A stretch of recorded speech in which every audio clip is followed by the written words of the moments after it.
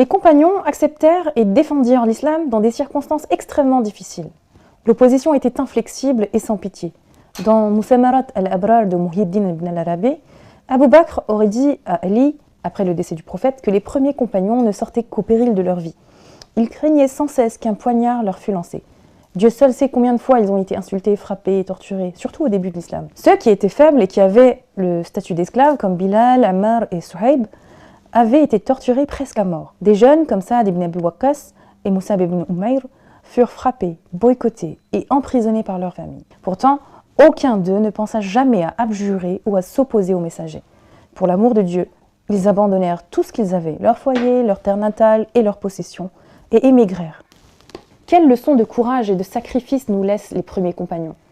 Ils nous montrent que la foi véritable n'est pas une simple parole, mais un engagement, une lutte contre l'adversité et une capacité à surmonter les épreuves les plus dures. Hojja Effendi nous invite à voir les difficultés comme des opportunités pour renforcer notre foi et notre caractère. Alors dans nos vies modernes, où la foi est parfois mise à l'épreuve par d'autres formes de pression, comment peut-on incarner cet esprit de sacrifice et de fidélité?